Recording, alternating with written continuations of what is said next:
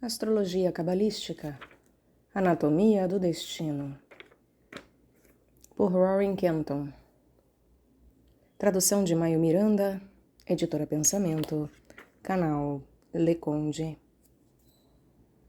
Caros ouvintes, por favor, curtam, compartilhem, comentem, inscrevam-se no canal, caso já não tenham feito. Caso você goste deste livro, adquira-o. E caso você goste do meu trabalho e queira auxiliá-lo, isto é possível via Pix, Apoia-se ou Vaquinha. Centavos serão muito bem-vindos. Também é possível auxiliar este trabalho comprando livros que chegaram até mim pela lista de desejos da Amazon. Os links todos estão no descritivo. Também é possível tornar-se membro aqui do canal. Há diversos valores para a contribuição e também diversos benefícios. Muito obrigada pela presença. Uma boa escuta a todos. 16. Sóis adormecidos e sóis despertos.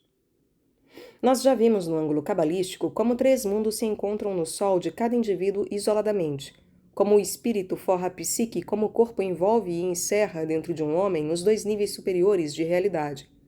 Até o último capítulo, examinamos a situação humana baseados na premissa de que todas as pessoas estão num nível natural mais ou menos igual. Agora começaremos a estabelecer a diferença entre os níveis de desenvolvimento humano natural e sobrenatural. No primeiro nível, como já foi demonstrado, estão aqueles que vivem principalmente segundo seu ascendente, que só se interessam por sua sobrevivência e pela busca do conforto físico. Embora possamos encontrar muitas destas pessoas em todos os lugares, deveria ser notado que entre elas também existem os criminosos. Um exemplo famoso, ou melhor, infame, é Gilles de Laval, conhecido como Barba Azul, que, para continuar vivendo na opulência, conseguia dinheiro sacrificando a vida de muitas pessoas, a fim de cumprir sua parte de um pacto com o diabo. Como se poderá perceber, neste nível não há consciência, há apenas o cumprimento de regras, de um código social adquirido, estritamente suficiente para ficar dentro da lei. É só isso que o corpo deseja em matéria de conforto animal. Nada mais interessa. E os outros são vistos simplesmente como auxiliares ou obstáculos para a segurança física. O segundo nível é o ego social, e aqui já vimos como há o impulso coercivo de submeter-se. Num grau maior ou menor, a vasta maioria da raça humana vive dentro deste nível e do nível do ascendente, realizando sua tarefa cotidiana de criar riquezas, cultivando alimentos, mantendo os meios de comunicação e fornecendo todas as habilidades necessárias à manutenção da sociedade em todos os países, de acordo com o estágio cultural ou a ideologia política de cada um deles. Estes 2 níveis inferiores colocam a pessoa sob a lei dos grandes números, que torna o indivíduo sujeito ao destino geral do povo, como entidade nacional, como os Estados Unidos atravessando suas épocas boas e ruins. Aqui quase não há uma verdadeira individualidade, porque as pessoas que vivem fundamentalmente de acordo com a sua lua foram condicionadas por sua educação e pela sociedade. Sendo assim, o inglês tem um certo conjunto de pontos de vista que são absolutamente diferentes, em qualidade e ênfase, dos de um francês, e mais diferentes ainda dos de um chinês ou de um brasileiro. Tais camadas subterrâneas, corporais e culturais, são mais poderosas do que geralmente se admite. Se estamos viajando pelo estrangeiro, logo se torna muito evidente quão ingleses somos, se você é um inglês, nas inúmeras coisas que o homem ego considera como maneirismos e gostos altamente pessoais. O inconsciente coletivo nacional tem todo um sortimento de critérios pelos quais orientamos nossa vida, que nada tem a ver com a nossa verdadeira natureza. Viver sob o domínio da nossa lua significa que, além de agir dentro do nosso corpo tipo étnico e ascendente, refletimos principalmente aquilo que adquirimos. Somente aqueles que vivem de conformidade com o terceiro nível do seu sol é que têm um começo de originalidade e, consequentemente, de individualidade. O homem animal tem a marca registrada da individualidade. Ele vive mais próximo da sua verdadeira natureza do que a pessoa governada pela lua e pelo ascendente. Isto lhe dá uma qualidade sem par, que se expressa em sua vida e em seu destino. Todavia, em quase todos os casos, ela expressa apenas o zênite físico do signo do Sol, que é o aspecto mais inferior do eu. Em tal condição, uma pessoa poderá dominar apenas o mundo físico e manter sua ascendência por tanto tempo quanto sua presença física ali estiver. Vemos isto nas firmas comerciais e nos partidos políticos, onde tão logo o patrão ou o líder tenha sido removido, sua influência desaparece rapidamente. Muitas vezes este processo é acelerado pelo homem animal, que irá assumir logo em seguida, que normalmente faz uma limpeza completa a fim de afirmar a sua autoridade individual e a sua força. É interessante notar que, com frequência, tais pessoas se fazem por si mesmas, e também, com frequência, vêm de um passado desvantajoso ou de condição inferior. Hitler era um cabo austríaco, não pertencia à classe alemã dominante, enquanto Disraeli, um dos mais brilhantes primeiros ministros da Inglaterra, não tinha em seu corpo nem uma única gota de sangue branco anglo-saxão protestante. Aqui está o elevado ímpeto de desejo que gera a vontade poderosa que deve ser aceita para depois tornar-se o chefe dominante de um rebanho. Isto leva ao fato de que tal realização é, na verdade, mais um impulso irresistível do que uma escolha. Além do mais, também revela que este impulso às vezes expressa o melhor e o pior de cada signo do Sol. Contudo, sigamos adiante para começarmos a perceber como o Sol pode manifestar-se física, psicológica e espiritualmente. Para ilustrar os níveis solares, tomaremos 3 homens famosos e os limitaremos aos signos de terra para podermos perceber as diferenças entre as qualidades dos seus 3 sóis. Mao Tse-tung, o fundador da China comunista, veio de um ambiente bastante modesto. Com o Sol em Capricórnio e a Lua em Leão, ele buscou o poder com justiça. Depois de muitas vicissitudes de uma ascensão lenta e difícil, ele conquistou uma posição de preponderância, jamais igualada sobre seus rivais, e trouxe para a sua política uma filosofia pragmática que deu ao povo chinês o primeiro governo firme e estável durante décadas. Sendo um homem prático, ele falou às massas chinesas usando os mesmos termos usados por elas, e promovendo reformas impiedosas, removeu antigas decadências. Aqui estava a mistura perfeita de um Sol capricorniano e de uma Lua em Leão, usada nos níveis físico e social. Sigmund Freud, o psicólogo, tinha seu Sol em Touro e sua Lua em Gêmeos. Sensual no Sol e inteligente na Lua, ele sondou a psique e descobriu o poder do sexo oculto por trás de muitos dos nossos impulsos. Com o Escorpião no ascendente e a Lua na 8ª casa, e sendo Vênus o planeta regente do signo ocupado pelo Sol, não causa surpresa que ele tenha percebido o sexo em tudo. Todavia, o importante para nós é o fato de que ele estava usando o 2º nível do seu Sol, ou o nível psicológico, para perceber o mundo que o rodeava. Aqui está bem ilustrada a mistura dos 2 mundos inferiores, mas não do terceiro, o do espírito, pois Freud considerou as questões de espírito e divindade como necessidades e projeções psicossensuais profundas. Sir Isaac Newton foi um homem com o Sol em Capricórnio e a Lua em Câncer. Não obstante, foi mais do que um pensador prático. Suas observações sobre a maçã caindo e suas conclusões a respeito de que cada coisa afetava todas as outras coisas foram a percepção de um visionário, melhor do que um cientista ortodoxo. Na verdade, ele viu o universo visível e invisível como um único todo, e seus apontamentos na Bíblia, geralmente desconhecidos, indicam, com seu significado oculto, uma concepção cósmica e espiritual. Eis aqui o exemplo perfeito de um indivíduo modificando radicalmente a opinião comum que a oposição entre o Sol e a Lua é má. A Lua, na sua 9ª casa da sabedoria, age como um fortíssimo refletor para o Sol que se encontra na casa do estudo, a 3ª, e seu ascendente em Libra foi convertido num conceito de realidade física verdadeiramente liberal e equilibrado. Foi Newton que censurou Halley por este zombar da astrologia, atirando-lhe esta frase: "A diferença entre você e eu é que eu estudei a astrologia e você não." Uma tal graduação de amplitudes e profundidades, para ser encontrada num cientista tão exigente, é a marca registrada do 3º nível do Sol, o nível espiritual. E Newton, a despeito das suas habilidades práticas e sociais, mostrou que poderia transcender não somente o espaço, em seus estudos, mas também o tempo, pois muito do seu trabalho ainda é válido, enquanto que o trabalho de Mao Tse-tung e de Freud já foi superado. É preciso lembrar que o Sol está no topo da árvore física, no centro da árvore psicológica e na base da árvore do espírito. No centro do corpo planetário ou sutil está o foco das influências que entram e que são emanadas. Na pessoa dominada pela lua ou pelo ascendente, ele se constitui num observador invisível, que nos momentos de grande crise ou de paz poderá emergir do subconsciente para falar ou mostrar alguma verdade acerca do indivíduo ou da situação que ele atravessa. No caso da pessoa animal, ele ou ela tem uma vaga percepção do sol interior e segue as instruções deste de uma forma física e prática, porque nada sabe, e frequentemente não se importa acerca das implicações psicológicas e muito menos espirituais das instruções do seu sol.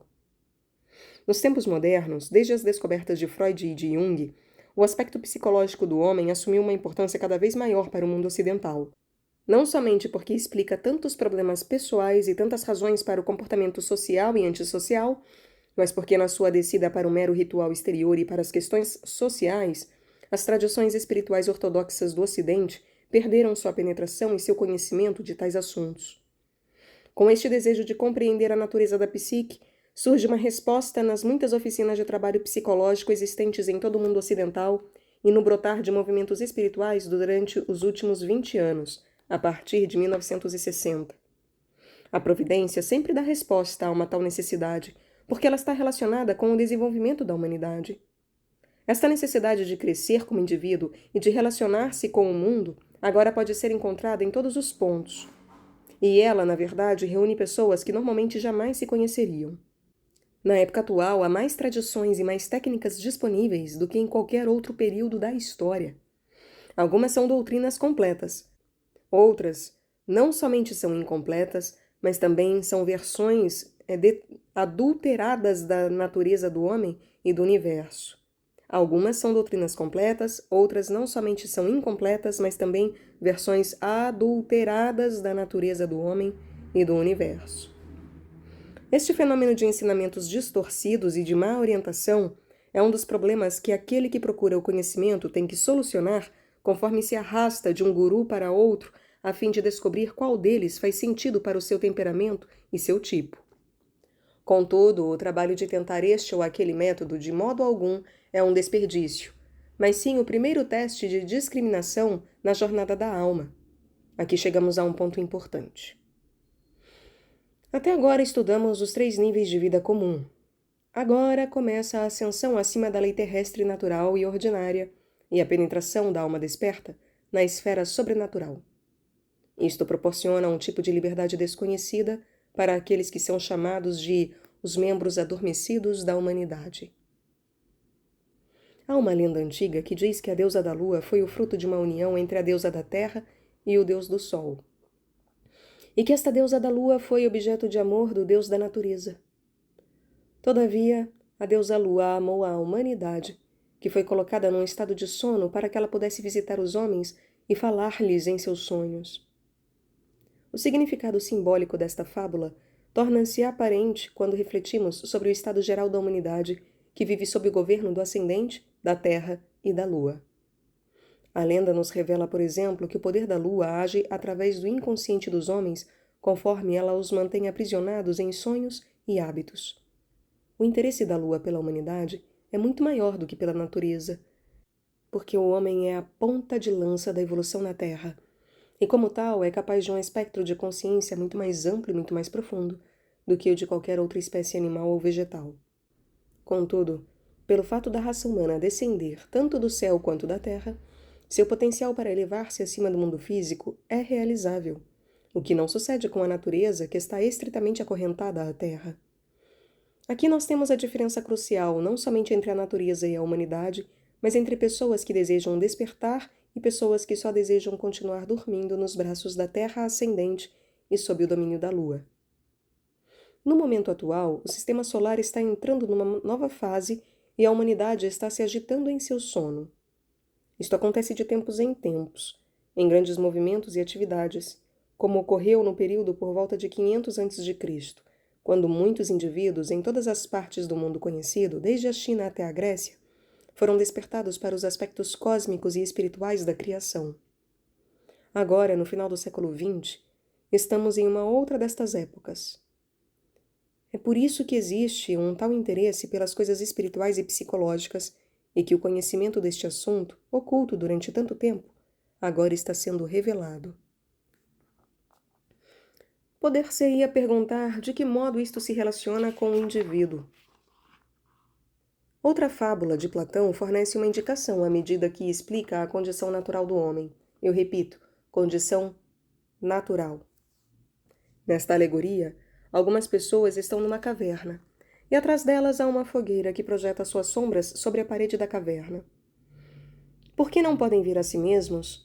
Tão fascinados estão pelas imagens projetadas por alguma coisa que está atrás da sua consciência física. Quase todas aquelas pessoas veem essas projeções bruxuleantes e imaginam que essa é a vida real e que a ação está ali, onde se encontram aquelas figuras de sombras sempre em movimento. Um homem, porém, consegue virar-se, vê a fogueira e, reconhecendo que as sombras são uma ilusão, afasta-se aos tropeções da fascinação do fogo, que é o sol psicológico, e vai para a entrada da caverna, onde descobre a luz do dia. Ao sair da caverna, ele fica cego durante algum tempo, por causa da intensidade do sol espiritual.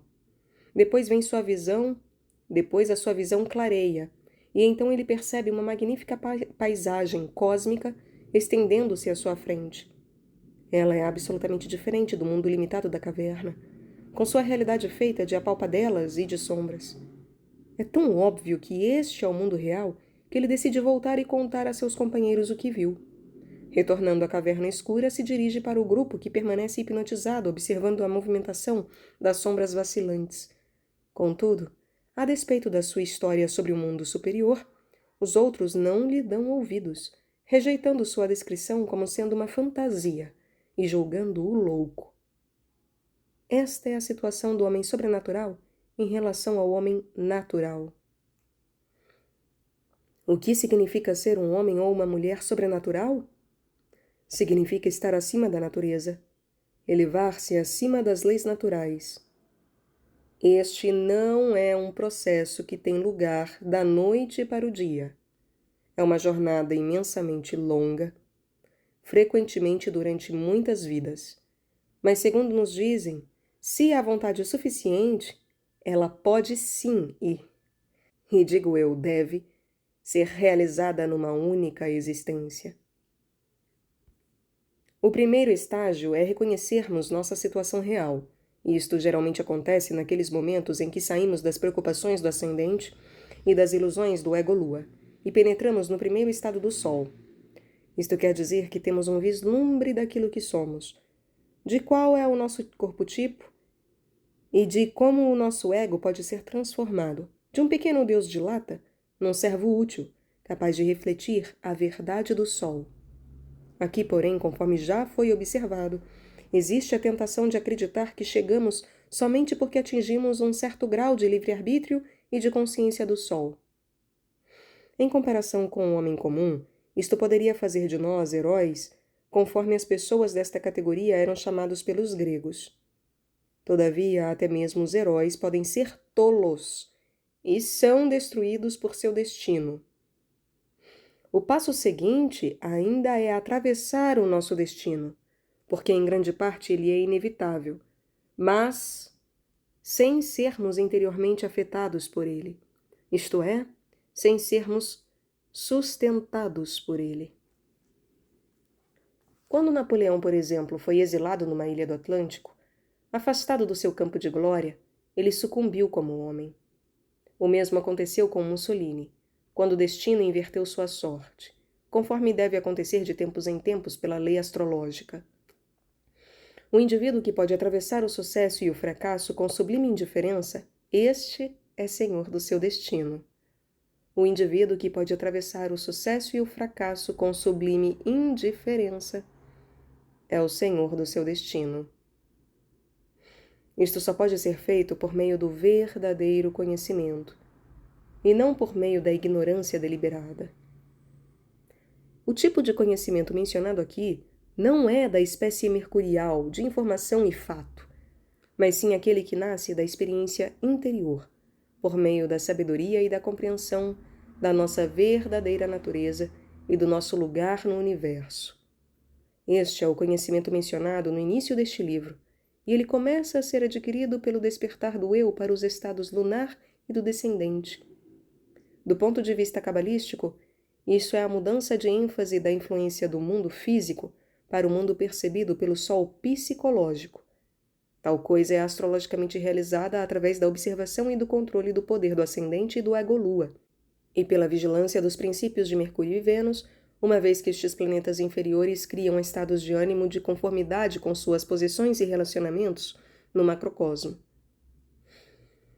O passo seguinte é estudar a natureza zodiacal do nosso Sol e os aspectos que ele forma com os planetas superiores, obtendo assim um conhecimento operante do conteúdo da psique e das suas proporções e tendências. É aqui que o horóscopo montado sobre o diagrama da árvore se torna real para o cabalista como um sistema ativo de evolução psicológica e espiritual.